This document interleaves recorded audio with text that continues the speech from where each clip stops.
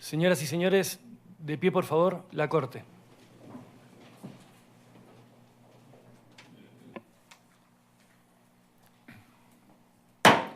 Muy buenos días a todas y todos. Se abre esta audiencia pública sobre la excepción preliminar y eventuales fondos, reparaciones y costas en el caso Comunidades Indígenas, miembros de la Asociación LACA-JONAT versus Argentina. Quiero dar la más cordial bienvenida a la delegación de la Comisión Interamericana de Derechos Humanos, a los representantes de las comunidades indígenas y a la delegación del Estado de Argentina. Doy ahora la palabra a la representación de la Comisión Interamericana de Derechos Humanos. Adelante, señor comisionado. Muchas gracias, señor presidente. Un saludo muy especial a los honorables juezas y jueces de la Corte Interamericana, a la representación de las víctimas y a los representantes del ilustre Estado de Argentina. Este caso trata sobre la responsabilidad internacional del Estado de Argentina por violaciones a los derechos a la propiedad colectiva, a las garantías judiciales y protección judicial y a ser consultados de manera previa, libre e informada en perjuicio de las comunidades indígenas miembros de la Asociación LACA-JONAT. Desde 1984 estas comunidades han venido reclamando el título único e indivisible de sus tierras ancestrales. En 1991 presentaron formalmente su solicitud ante las autoridades correspondientes y a la fecha de esta audiencia no han recibido dicho título y continúan compartiendo su territorio con familias no indígenas denominadas a lo largo del caso como criollas, cuyo ganado y alambrados afectan sus tierras, territorios y modo de vida. El derecho de propiedad de estas comunidades sobre su tierra ancestral no ha estado en controversia durante el trámite ante el sistema interamericano. De hecho, el Estado se ha comprometido a través de los años a entregarles el título de propiedad que corresponde en múltiples ocasiones, en reuniones de trabajo ante la Comisión y a través de resoluciones y decretos. Sin embargo, ha persistido la controversia en el ámbito interno en cuanto a la demarcación del territorio y el modo de titulación de sus tierras. En su informe de fondo, la Comisión concluyó que el Estado violó los siguientes derechos de las comunidades indígenas, miembros de la Asociación LACA-JONAT. A la propiedad por no haberles provisto acceso efectivo a un título de propiedad común de su territorio ancestral por más de 2 décadas al momento de la aprobación del informe. A la propiedad por cuanto el Estado se abstuvo de materializar los derechos legalmente reconocidos, violando así el acceso de las comunidades indígenas a la implementación efectiva de la ley. A la propiedad, al acceso a la información y al derecho a participar en los asuntos susceptibles de afectarles al haber otorgado concesiones y llevado a cabo obras públicas en el territorio ancestral sin realizar estudios de impacto ambiental y social ni consultas previas libres e informadas. A la propiedad al haber omitido emprender acciones efectivas de control de la deforestación del territorio indígena mediante la tala y extracción ilegales de madera. A las garantías judiciales y protección judicial debido a la falta de provisión de un procedimiento efectivo para acceder a la propiedad del territorio ancestral, así como a las variaciones sucesivas en el procedimiento administrativo aplicable a la reclamación territorial indígena. La Comisión notificó el informe de fondo número 2 del 12 a Argentina el 26 de marzo de ese año, en razón de las múltiples manifestaciones del Estado, comprometiéndose a cumplir con las recomendaciones emitidas por la Comisión y reconociendo la complejidad en su implementación, se le otorgó al Estado de Argentina un número inusitado y sin precedentes de 22 prórrogas durante 6 años para que avanzaran efectivamente en el cumplimiento. Durante ese lapso, teniendo en cuenta la voluntad de las partes y la complejidad del asunto, la Comisión hizo un seguimiento cercano a través de 3 visitas al terreno, reuniones de trabajo tanto en el marco de sus periodos de sesiones como a través del apoyo técnico y mediación de relatores de país y temáticos y también del personal de la Secretaría Ejecutiva. Pese a dichos esfuerzos, las prórrogas otorgadas y la participación activa de la Comisión para explorar las diferentes posibilidades de lograr un cumplimiento eficaz, el Estado argentino continúa sin implementar medidas efectivas para lograrlo. Por ello, y por la necesidad de restitución de los derechos de las comunidades y la obtención de justicia y reparación a su favor, la Comisión decidió remitir el presente caso a la Honorable Corte el 1 de febrero de 2018. Este es el primer caso que conoce la Corte sobre pueblos indígenas de Argentina. Presidente. Muchas gracias, señor comisionado Luis Ernesto Vargas. Solicito al señor secretario llamar al primer declarante, tomar sus datos y realizar las prevenciones pertinentes. Gracias, presidente. Francisco Pérez. Buenos días. Buenos días. Le agradecería manifestar ante la Corte su nombre. Mi nombre es Francisco Pérez. Muchas gracias. Vengo Nacionalidad y lugar de residencia. al norte de Argentina. Estoy una cacique de la comunidad indígena. El lugar de nacimiento es de la misma zona. Y nacionalidad argentina. Muchas gracias. Habla es Matías Duarte por indicación que nos dieron por secretaría. Buen día, señor Francisco. Buen día. Señor Francisco, ¿cuándo y por qué fue creada la Cajonat? Bueno, cuando nosotros empezamos a pensar eso desde el año 66, no teníamos como comunicación con la gente del gobierno. No sabíamos cómo hacerlo porque era difícil. No tenían posibilidad de acercarse con algún gobierno para empezar a pedir las cosas. Pero solamente nosotros, entre todas las comunidades, estamos buscando la forma de unir y buscando asesoramiento técnico y asesoramiento legal para poder trabajar con el gobierno. Si no, el gobierno no entiende, nosotros no entendemos porque hablamos del otro idioma diferente del español y todo. Recién en el año 84 hemos tenido una primera declaración que llamamos declaración conjunta, donde nosotros decimos que vemos que no podemos permitir que el gobierno se parcela o se divide en nuestro territorio, porque nuestra costumbre es utilizar todo el territorio y desconocemos la propiedad privada. Bien. Señor Francisco, ¿cómo se organiza la Cajonat y quiénes participan? Organizamos con... hay dos cosas. La organización nuestra ya tenemos. Pero como le digo recién, para trabajar con el gobierno necesitamos alguna organización que el gobierno entiende. Entonces, lo único, la organización que hicimos nosotros era para buscar personería jurídica. Pero la personería jurídica pensamos diferente a la personería jurídica de los blancos. Por ejemplo, el estatuto tiene que ser diferente. Tenemos que armar un estatuto que de acuerdo a nuestra forma de vida. Entonces, era muy difícil presentar a la oficina de personas jurídicas porque como asociación civil y no coincide con la asociación civil de los criollos. Entonces tuvimos que cambiar. Al final nosotros decimos que hasta que no podemos cambiar más, porque no podemos tener a personas jurídicas con un estatuto que no entendemos. No queremos tener el estatuto que entendemos bien. Y bueno, la participación es todos los caciques de las comunidades diferentes, son diferentes grupos, grupo Chorote, Chunupí, Toba, Vichy y Tapiete, que tenemos diferentes idiomas, pero la forma de vida es lo mismo como indígena.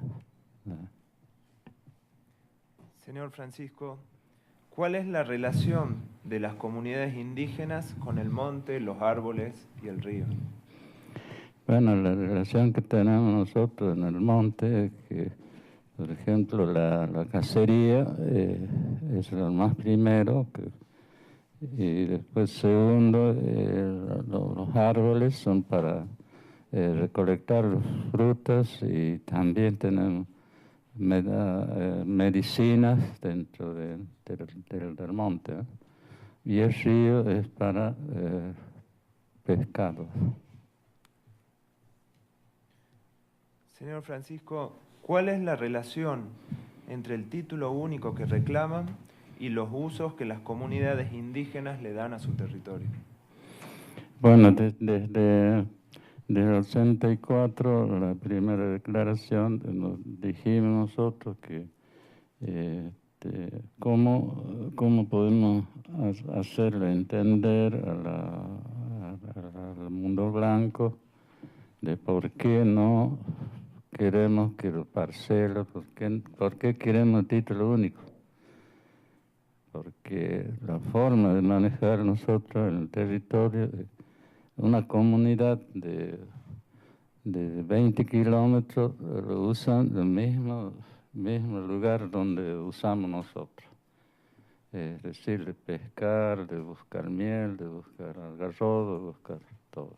Esas comunidades de 20 kilómetros usan los mismos lugares que nosotros usamos. Entonces veíamos que era difícil, como propiedad comunitaria es difícil porque no podemos, como dije recién, no desconocemos la propiedad privada. Entonces, si una comunidad tiene separado su territorio, no va a haber mucho respeto de ellos. Entonces, era muy, casi todos casi que rechazaban la otra forma de título. Únicamente nosotros aprobamos siempre el título único para todas las comunidades, Chorote, Chunupí, todo lo que habitan en esa zona. Señor Francisco, ¿en qué les ha afectado a las comunidades indígenas la presencia de criollos y su ganado en el territorio reclamado?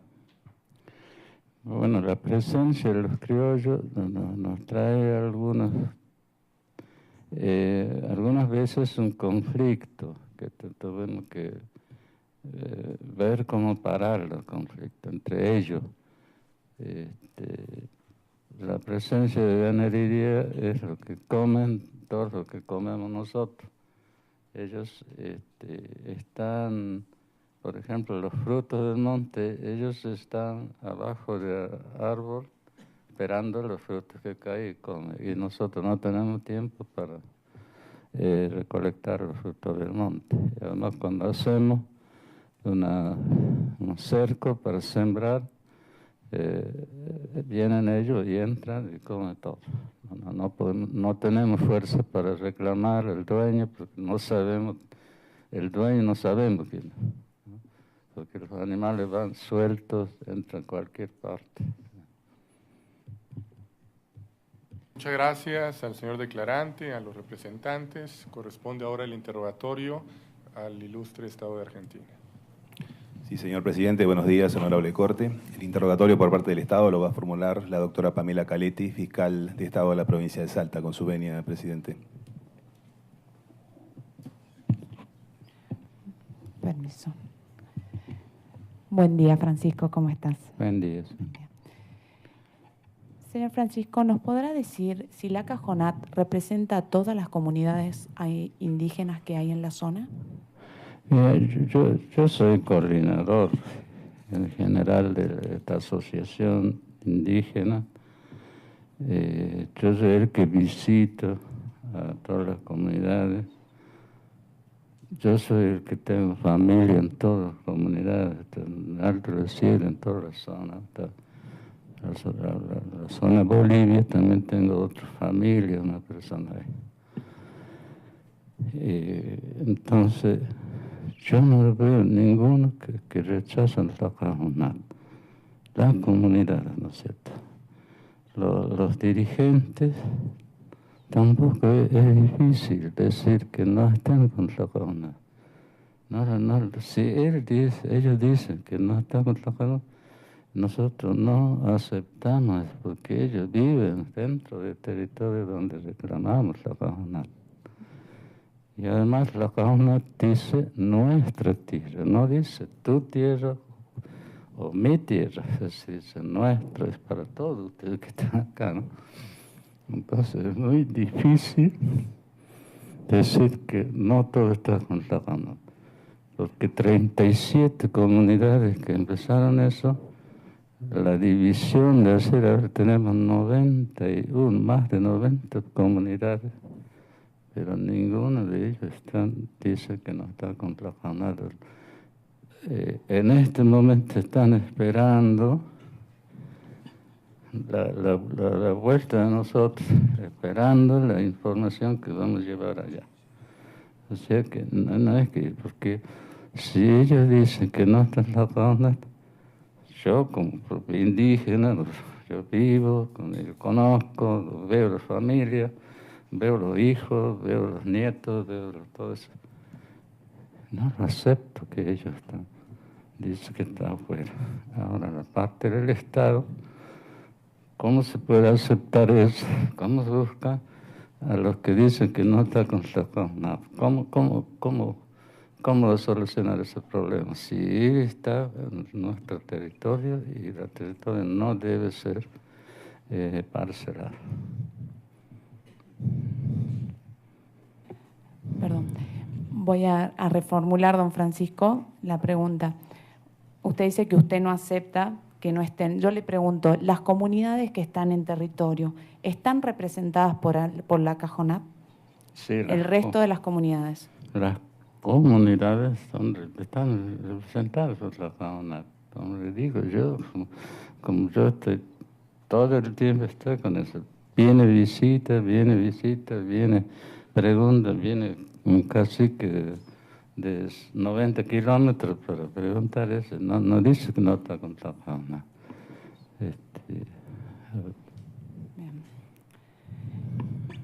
Los caciques de las comunidades de los que tomamos declaración en el marco del caso, ¿están representados por usted y por la Cajonat?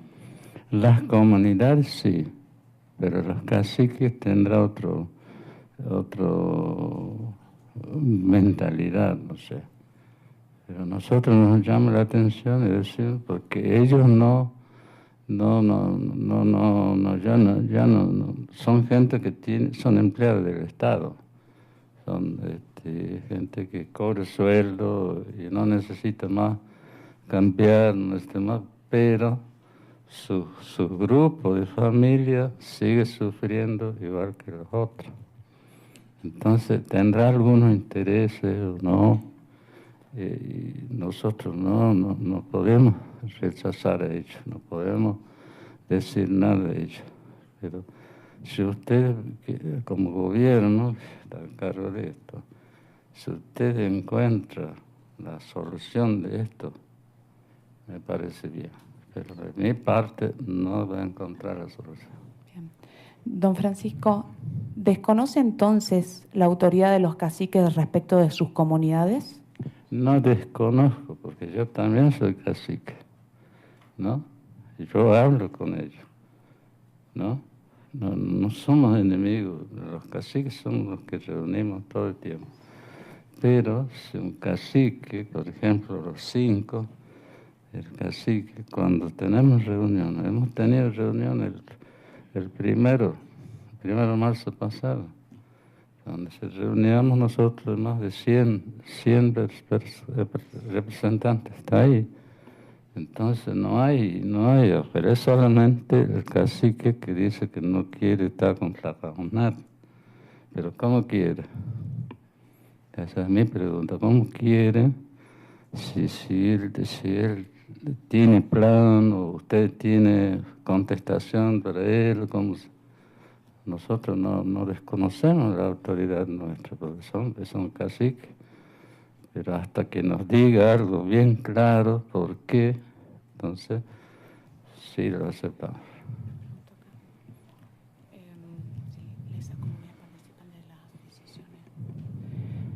Don Francisco, le consulto. Esas comunidades que hablamos de estas otras etnias o la que los tomamos declaración, estuvo presente, ¿participan de la toma de decisiones de la Cajonap? En el principio participan, ¿no? Pero después, por interés político, cosas así, etc. Yo no estoy al tanto, pero más o menos me doy cuenta que el problema que tenemos nosotros ahora, estos 5, son problemas políticos. Que ellos no entienden lo político, ¿no? Como usted que entiende lo político, decir, cómo tiene que manejar la comunidad. ¿Cómo puedo ser un cacique que voy a rechazar más de 7.000 personas? Y voy en un camino como una oveja perdida y se va solito. O voy con 50 personas, yo voy. Por eso nuestra forma de manejar nuestra comunidad es muy... Don Francisco, si me puede aclarar en el caso de Francisco Gómez, en las declaraciones, por qué él como cacique de comunidad del área no se siente representado y no quiso que esté usted en su declaración. Como le digo, yo como indígena, igual que él, no puedo entender por qué. Porque la mujer de él es Wichí, y él, claro, es Toba, la madre Toba, el padre es criollo tucumano, ¿no? Entonces se mezcla cosas. Entonces, ¿cómo voy a entender lo que él piensa? Quizá él piensa algo igual que criollo. No sabemos, por eso, al no saber eso, no puedo ir preguntando, porque su comunidad tiene 3 partes ahora. Es muy difícil. Ahora él quedará como cacique de su familia, y su familia pertenece a Santa María, en otra comunidad. Entonces, ¿cómo es que su familia se va a rechazar la Cajonap si toda su familia está en la Cajonap? Recordemos, don Francisco, las etnias en el lugar, le pido me corrija si no es así, son Wichi, Chorote, Chulupí, Toba, y me está faltando Tapiete, ¿verdad? Sí. Bien. ¿Usted desconoce el carácter de cacique de la comunidad Toba de Francisco Gómez por ser hijo de criollo? No desconozco ningún cacique, desconozco, porque ellos son los que viven ahí, son la ocupación tradicional de ellos, son como te digo, la ocupación de otras comunidades cerca, son los mismos usos de tierra, es lo mismo. Entonces yo no desconozco ningún cacique, porque yo conozco todo, desde chiquito conocemos todo. Perfecto. Entonces sabemos que él tendrá, por eso digo, él tendrá algunos problemas que nosotros no sabemos, porque pensamos que porque él es cruzado, él es poco criollo, poco toba, pensamos eso, o pensamos porque él tiene el cobre sueldo del Estado, el auxiliar bilingüe, no sé, pero no voy a preguntar de él porque no sé. Don Francisco, ¿cree que la pureza de la sangre indígena hace que se tomen distintas decisiones? ¿Cómo? ¿Cree que la pureza en la sangre indígena puede determinar distintas decisiones? Mira, no, nosotros tenemos libertad, ¿no?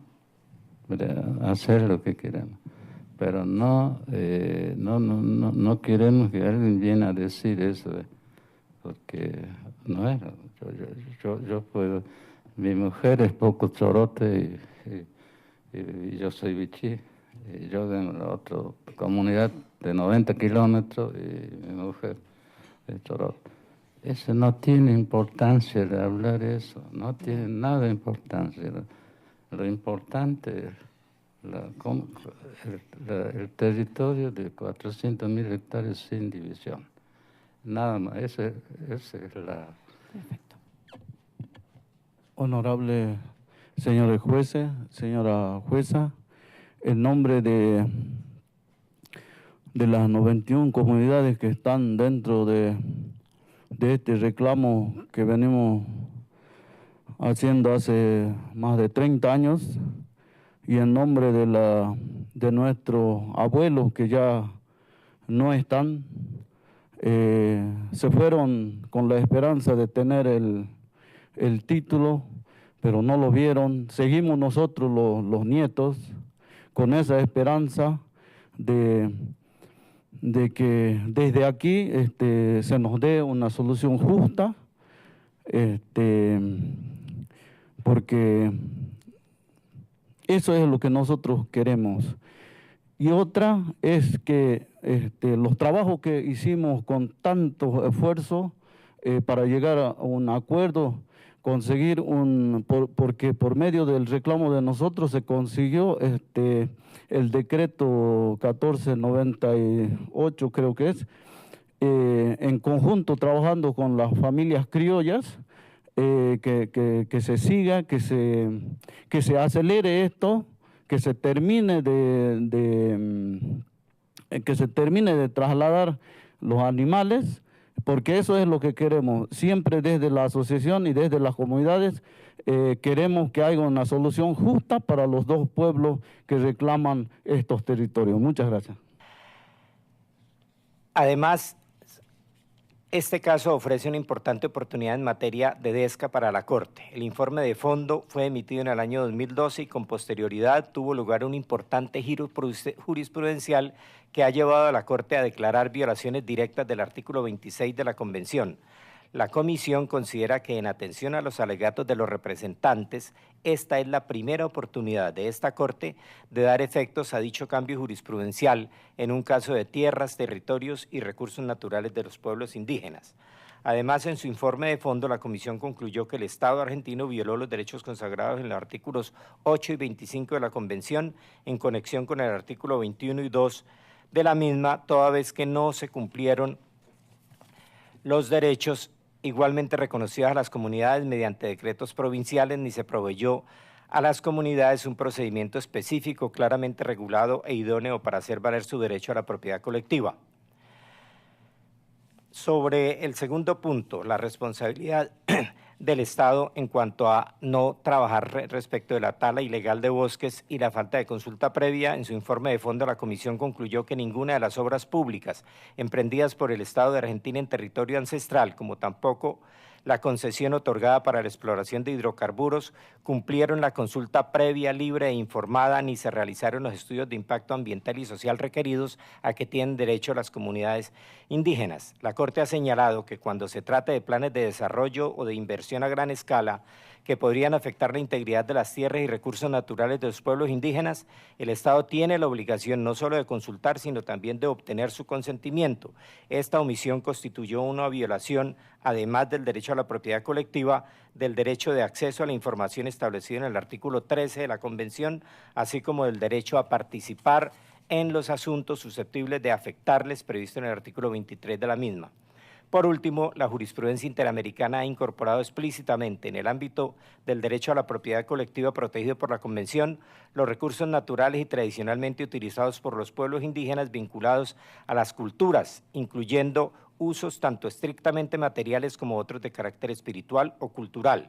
Como indicó la antropóloga Narro, la construcción de alambrados ha requerido que la tala de árboles para la confección de postes y asimismo Huiguía ha referido que las comunidades de Salta sufren la destrucción de sus recursos naturales a través de la tala de monte, la extracción de madera y el tendido de alambrados por parte de terceros sin que el Estado adopte medidas efectivas para evitarlo. A lo largo del procedimiento ante la Comisión y a través de decretos provinciales, el Estado se comprometió a prevenir y erradicar la tala ilegal de bosques. Sin embargo, esta continúa y por lo tanto la responsabilidad internacional del extremo también persiste. Finalmente, En cuanto a las reparaciones, la comisión concluye formulando algunas observaciones generales en materia de reparación. Al respecto, teniendo en cuenta el incumplimiento reiterado de las obligaciones de titulación, demarcación, delimitación y saneamiento hasta hoy, resulta necesario que se ordene al Estado argentino disponer todos los medios necesarios para avanzar, pero de manera decidida y definitiva, en completar tales procesos. En este punto, la Comisión considera que el Estado debe asegurarse de remover y subsanar todos los obstáculos de índole económica, institucional y de otra naturaleza que han impedido a la fecha el avance efectivo. El Estado no reconoce formalmente la representación de el nombre de la comunidad, de la organización, la Cajonat. No reconoce, porque no es que ustedes se reúnen con los directivos de la Cajonat en representación de un número determinado, sino que ustedes reconocen a todas las organizaciones. Sí, no, el Estado interviene y conversa con la Cajonat respecto de las organizaciones que representa la Cajonat, sí. O sea, hay un reconocimiento de la representación de la Cajonat con las sus comunidades. Sí, con las comunidades que la Cajonat representa, obviamente el Estado dialoga, pero existen muchísimas comunidades más que no están representadas por la Cajonat y entonces que no forman parte de la toma de decisiones, y también se las escucha, se les explica cómo es el proceso y se trabaja en territorio porque se encuentran habitando el territorio. ¿Tiene algo que decir los representantes frente a eso?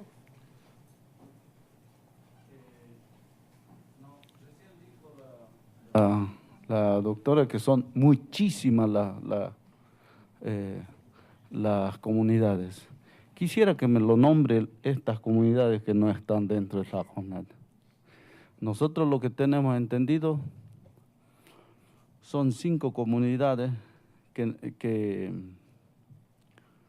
y será muchísimo eso. Quisiera que me nombre cuáles son las otras comunidades que no están dentro de la Cajonat. Muchas gracias.